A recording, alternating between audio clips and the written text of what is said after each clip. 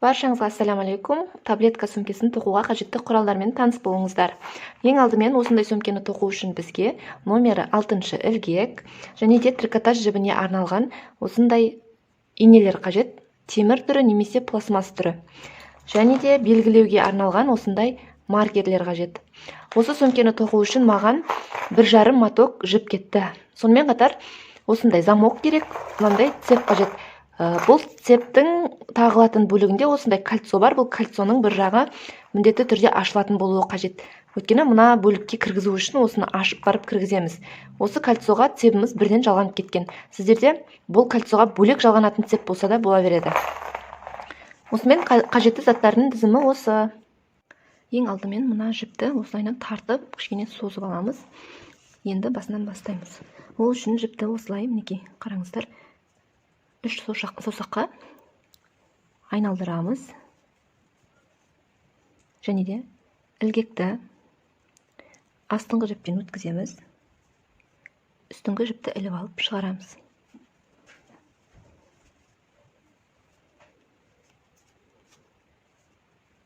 Мінекей, біз алғашқы галочканы тоқыдық. Енді осы мына дөңгелектің ортасына ілгекті кіргіземіз. Негізгі жіпті іліп аламыз. Екінші галочканы шығарамыз. Мінекей, екінші галочкамыз пайда болды. Тура осылай 6 рет тоқимыз.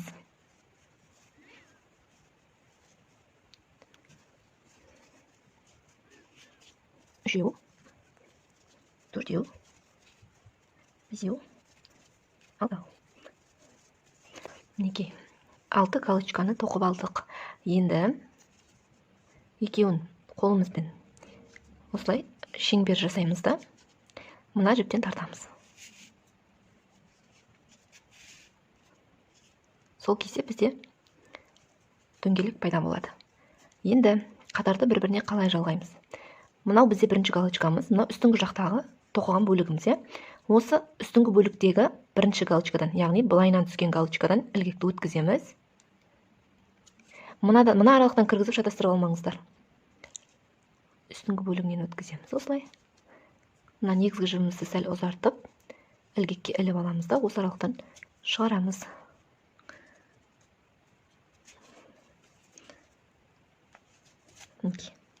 Шығардық. Тура осы шыққан бойда мына шеңберді айналдырамыз. Және де артқы бөлігінен тартамыз.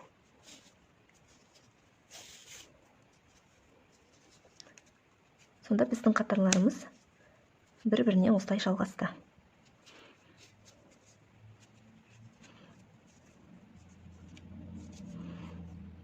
Мінекей, енді қараңыздар, үстіңгі бөлігінен мына жалғанған жерді қосып санаймыз. 1, 2, 3, 4, 5, 6. Енді екінші қатарда өрнек түсіретін боламыз. Ол үшін мына жалғанған бөліктегі үстіңгі жағындағы 2 жіптен ілгекті өткіземіз. Негізгі жіпті іліп аламыз. Шығарамыз. Және де мына ортасына қайтадан кіргіземіз. Негізгі жіпті іліп аламыз. Ілгектің бойындағы 2 жіптен де шығарамыз. Бұл екінші қатарда әрбір мына үстіңгі 6 жіп бар ғой, галочка. Осы әр қайсысынан 2 реттен осылай тоқитын боламыз. Біз біріншісін тоқыдық, енді екіншісінде тура мынағы жалғанған жердегі галочкаға кіргіземіз ілгекті.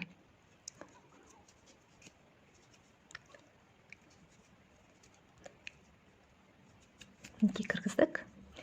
Негізгі жіпті іліп алып шығарамыз. Ортасына қайтадан кіргіземіз. Негізгі жіпті іліп алып шығарамыз. Мінекей. Яғни біз мынадай бір галочкадан 2 рет тоқыдық. Мінекей, 2 болды. Әрбір осы галочкалардан 2-ден шығарамыз. Сонда бұл 6 болған болса, мына екінші қатарда бізде 12 болып шығуы қажет. Енді екінші галочкадан кіргіземіз. Негізгі жіпті іліп алып шығарамыз. Ортасына кіргіземіз. Негізгі жіпті іліп алып шығарамыз. Бірінші галочкамызды тоқыдық. Бірінші өрнегімізді тоқыдық. Енді тура сол аралықтан қайтадан кіргіземіз.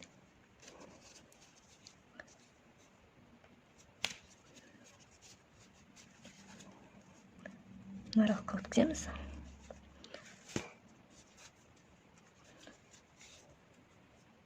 егер жіптің мынадай беті шығып кетсе, оны былай теріс аударамыз. Бұл яғни ішкі беті болады ғой жіптің.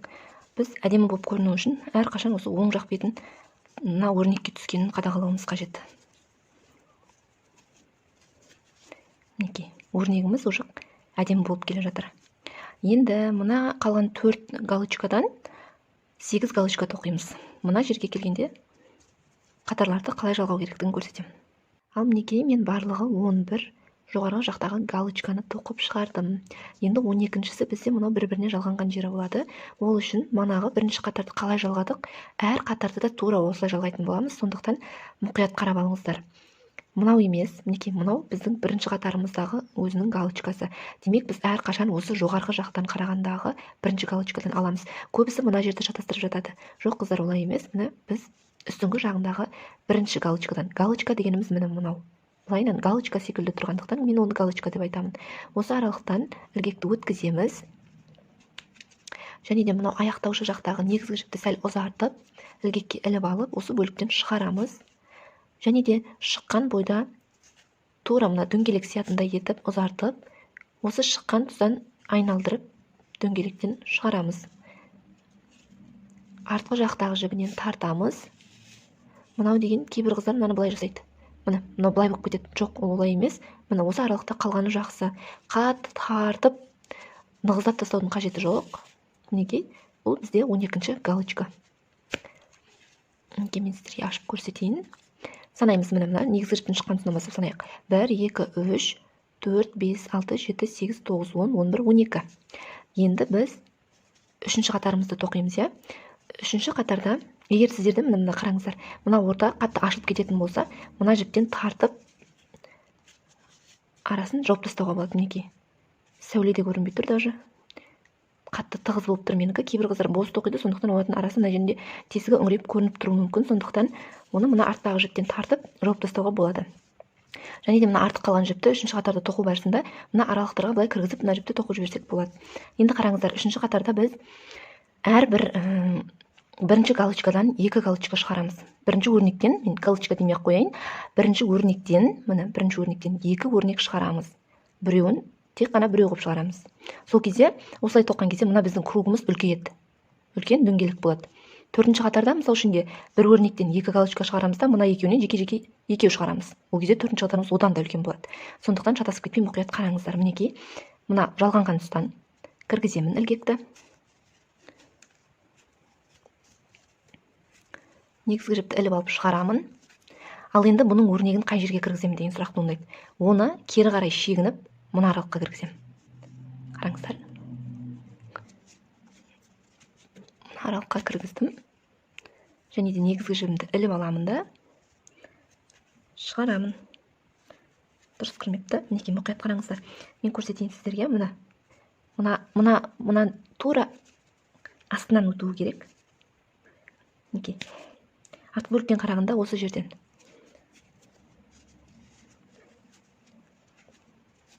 Мінекей.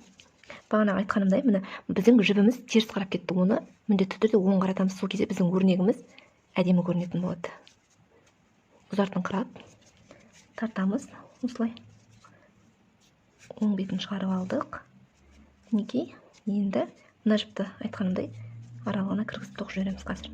Мінекей. Бірінші өрнегімізді тоқыдық. Тура осы жерден қайтадан екінші өрнекті шығаратын боламыз. Мінекей, ілгекті іліп алып жалғанған тұсқа кіргіздім. Негізгі жіпті іліп алып шығардым. Бұны да тура мына өрнек қай жерден шықты, сол жерге қайтадан кіргіземін.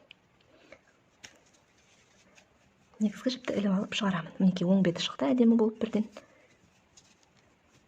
Мінекей, бір өрнектен жоғарғы жағынан 2 өрнек шығардық. Енді мына өрнектен тек қана біреу шығатын болады. Оны мына аралыққа кіргіземін. Негізгі жіпті шығарамын. Ал бұның өрнек шығатын жерін артқа қарай шегініп, мына аралықтан кіргіземін ілгекті. Мына аралыққа кіргіземін. Кішкене күшті талап етеді, қаттырақ тоқылатын болғандықтан.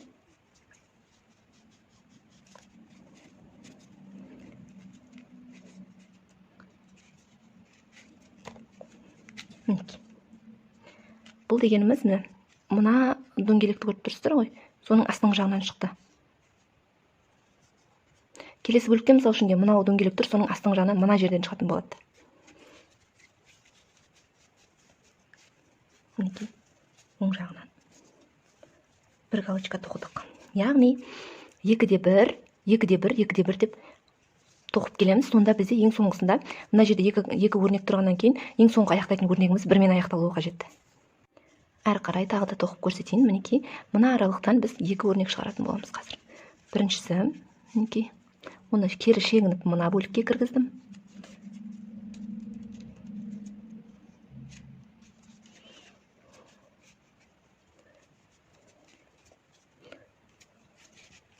Артқы жағынан шығу қиындап жатыр. Мінекей, іліп алдым. Что-то менде дұрыс шықпаған сияқты. Осылай мұқият қараңыздар. Мінекей, астыңғы жағынан кіру керек.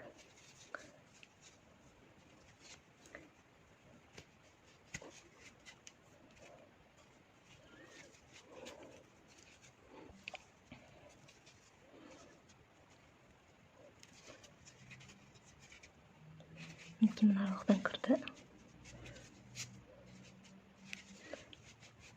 Тартып шығардым. Бірінші өрнек. Енді тура мына жерден кіргіземіз. Негізгі жіпті іліп аламыз. Дәл осы жерге қайтадан кіргіземіз. Іліп шығарамыз. Екінші өрнегіміз. Енді мына жерден тек бір ғана өрнек шығады. Іліп алдық. Енді оны мына аралыққа кіргіземіз. Мына артқы бөліктен мына дөңгелектің астыңғы жағынан шықты. Мінекей, жібіміз терістен алып кетті. Оны оң қаратамыз міндетті түрде.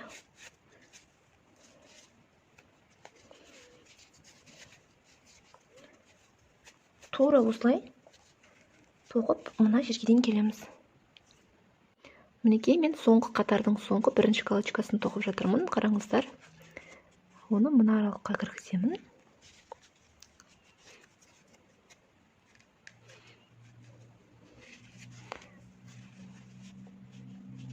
Егер осылай шықпай тар болып жатса, мына ілгекті оңды солды бұрау арқылы шығарсаңыздар болады.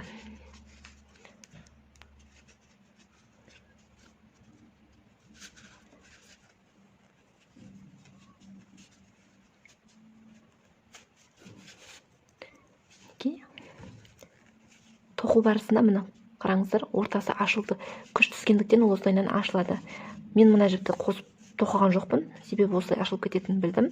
Сондықтан бұны қазір тартамыз. Сол кезде ортасы жабылатын болады. Ал әзірге біз үшінші қатарды бір-бірінен жалғаймыз. Мінекей, жоғарғы жақтан қарағандағы бірінші галочкаға ілгекті кіргіземіз.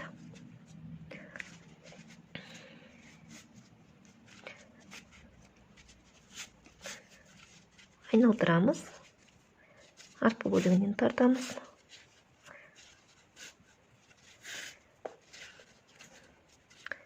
Мінекей, жалғанды. Егер осылай тартылып қалып жатырса, мынаны былайынан жазып жібереміз. Мінекей. Бұл бізде үшінші қатар. Енді төртінші қатардан бастап қатты тартпай, сәл жұмсақтау етіп тоқып көріңіздер. Себебі дәл осылай тартып тоқи беретін болсаңыздар, мына кругымыз біздің былайынан бүрісіп қалатын болады. Сондықтан сәл жұмсақтау етіп тоқимыз. Бастапқы қатарын, самое главное, осы үш қатарды қаттығып, мықтығып тоқып аламыз. Әрі қарай енді сәл жұмсақтау қыламыз. Мінекей, мынадан тартайық. Ортасы бар, тартылғаны, қатты жабылғаны осы. Енді мына артық қалған жіпті мына бөліктердің арасынан крючокпен іліп алып, өткізіп, жасырып жіберсек болады. Оны кейін кругты толық аяқтаған кезде жасасаңыздар да, қазір жасасаңыздар да болады. Ал енді төртінші қатарды мұқият қарап түсініп алыңыздар. Төртінші қатар қалай тоқылады, дальше солай ұзарып кете беретін болады. Енді мінекей, қараңыздар. Мына өрнектің ішінде міне екі галочка демеймін дедім. Екі өрнек бір, екі өрнек бір. Екі өрнек, бір өрнек, екі өрнек, бір өрнек болып тоқылған. Ал енді мен сіздерге айтатыным, төртінші қатарда әрбір екі өрнек шыққан тұстан жеке-жеке бір өрнек шығарамыз да, бір өрнек шыққан жерден екеу шығарамыз. Енді мұқият қараңыздар. Жалғанған тұсқа ілгекті кіргіземін. Астыңғы жағынан қарағанда екі өрнек шыққан менде, екі өрнек шыққан жерден бір өрнектен шығарамыз. Яғни бұны кері қарай жүріп, мына аралыққа өткіземіз. Негізгі жіпті іліп аламыз. Оңға қаратамыз жіпімізді.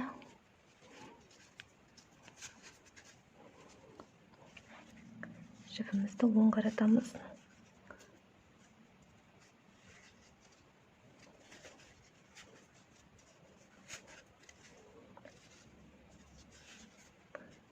Мінекей, бір өрнек. Бұл бізде, енді қарап тұрсаңыздар, астыңғы жағында былай болады екен.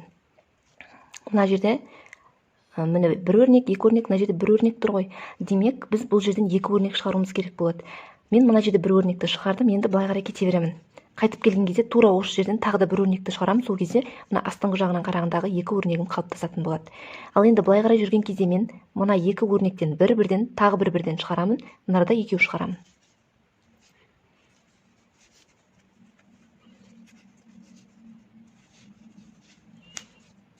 Мінекей, мына бөлікке кіргіземіз.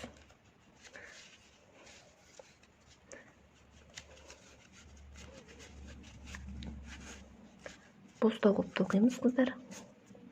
Қатты тартпаймыз. Сәл бостау қыламыз. Бос дегенде де өте қатты былжыратып жіберуге болмайды. Мінекей. Тағы да бір өрнек шығарамын.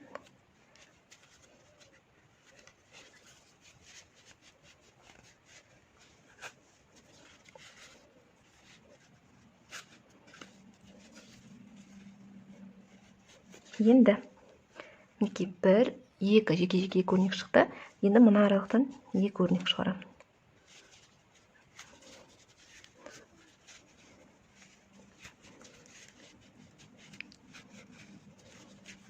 Бірінші өрнек. Тура сол жерден қайтадан кіргізіп, екінші өрнекті шығарамын.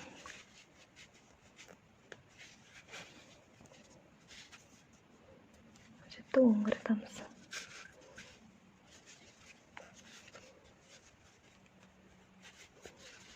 Мінекей, қайтадан түсіндіріп өтейін.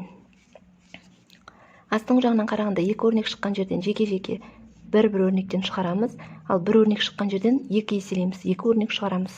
Енді мына жерде қараңыздар, астың жағында екі өрнек шыққан, демек біз бұдан жеке біреу, жеке екеу шығарамыз. Ал мынау бір бөліктен бірге екі өрнек шығарамыз.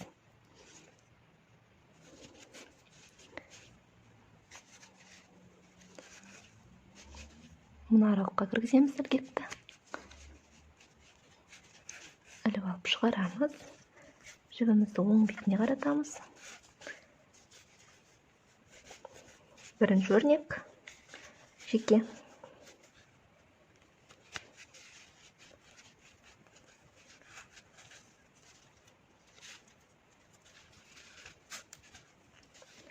Екінші өрнек, жеке. Ал енді бірге екі өрнек шығарамыз. Бір жерден екі өрнек шығарамыз. Біріншісі,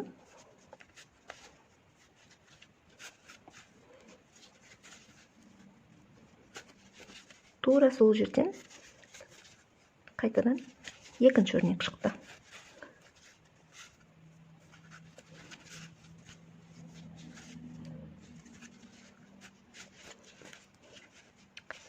Тура осылай қатарды мына аралыққа дейін тоқимыз.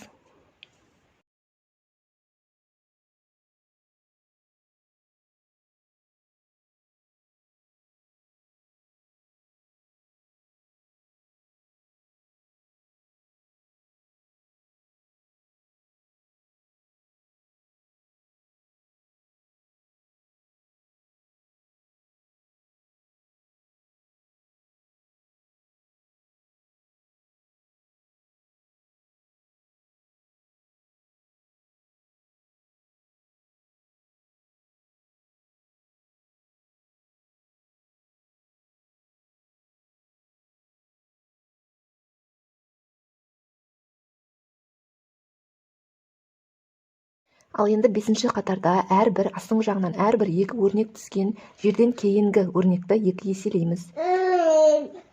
Мінекей, 1 өрнек, 2 өрнек. Енді осыдан кейінгі өрнекке 2 өрнек түсіреміз. Мына жерден түсіреміз, мына аралықтан түсіреміз, мына аралықтан түсіреміз, мына аралықтан 2 өрнек түсіреміз. Сонда, мінекей қараңыздар, 2 өрнек түскен жерден кейінгі галочкаға өрнекке 2 өрнек шығарғанда бізде 1, 2, 3 өрнекті жекелей тоқитын боламыз бір-бірден. Мінекей жалғанған тұсқа келдік. Іліп аламыз. Мына аралыққа кіргіземіз.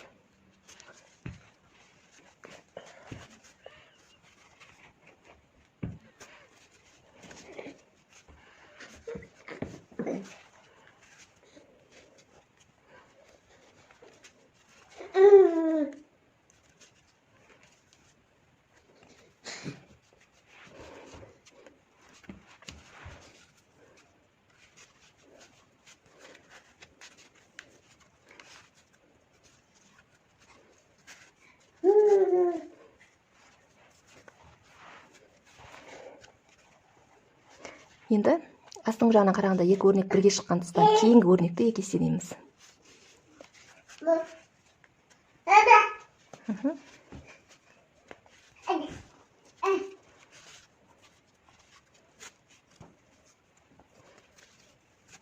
Бір, тура осы жерден екінші өрнекті шығарамыз.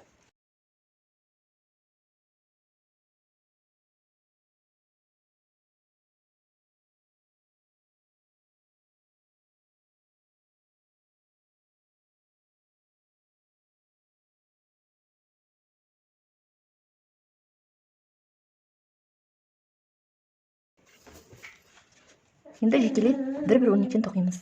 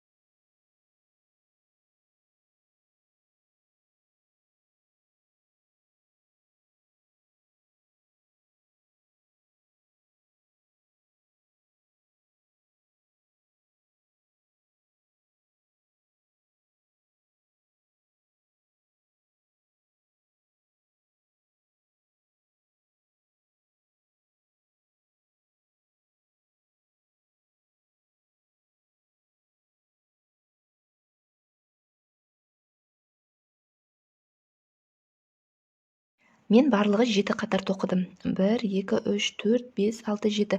Осы форма маған жеткілікті. Ал егер сіздер бұл кішірек болады, маған үлкенірегі керек десеңіздер, 9, 10 тіпті одан да көп етіп тоқып үлкен қылып жасап алсаңыздар болады. Енді бұл сөмкеміздің біздің жиегі қырлы болып келеді, доғал емес. Сондықтан мына жерде біз осы жиегіне бекітпе тігісін жүргізетін боламыз. Ол үшін мұқият қараңыздар. Мінекей негізгі жіптің шыққан тұсынан, мына жер бізде жалғасқан, осы жалғанған бөліктен негізгі жіпті іліп алып шығарамыз. Және де үстіңгі жақтағы мына галочкалардан ілгекті өткіземіз. Негізгі жіпті іліп аламыз. Және де ілгектің бойындағы жіптен шығарамыз. Галочкадан өткіздік, ілгектің бойындағы жіптен шығарамыз. Тура осылай қатардың соңына дейін тоқимыз. Жанынан қарағанда да осындай галочка, жоғарғы жағынан қарағанда да осындай галочка болуы қажет. Мына аралыққа келіп тоқтаймыз. Мінекей бекітпе тігісінің соңғы бөлігіне келіп тоқтадық. Осындай мөлшерде мінекей 1-7 сантиметрдей етіп жіпті қиып аламыз. Енді осы бекітпе тігісін дәл мына галочка сияқты бір-біріне білдірмей қалай байлаймыз. Мұқият қараңыздар. Осы шыққан тұстан жіпті тартып шығарамыз. Және де ең бірінші бекітпе тігісіне ілгекті кіргіземіз. Мінекей кіргіздік. Осы жерден негізгі жіпті іліп алып шығарамыз. Және де осы негізгі жіптің шыққан тұсына мына жіпті қайтадан кіргіземіз. Ол үшін жоғарғы жақтағы 2 галочкадан және де негізгі жіптің шыққан соңғы галочкасына кіргіземіз. Ілгекті негізгі жіпті іліп аламыз да осы аралықтан шығарамыз. Мінекей. Сол кезде галочкалар бір-біріне сәйкестендірілді. Енді мына жіпті артқы бөлігіне кіргіземіз. Және де білдіртпей байлап тастаймыз. Бұл сөгіліп кетпес үшін. Осылай тартып байлаймыз. Және де мына артық жіпті осы тоқылған бөліктердің арасына кіргізіп жіберсеңіздер болады ілгекпен бірге. Ал мына форманы қараңыздар. Кішкене дөңестеу болып былай қарай қайырылып тұр. Енді ол былай тұрмас үшін жақсылап үтіктің парына үтіктейміз. Алдыңғы бетін, артқы бетін. Сол кезде мынау осылайынан тастай болып тұратын болады. Ешқандай да былай бүкіреп дөңгеленбейді. Мінекей осындай болып тұрады. Парлы үтікке жақсылап үтіктеңіздер қыздырып.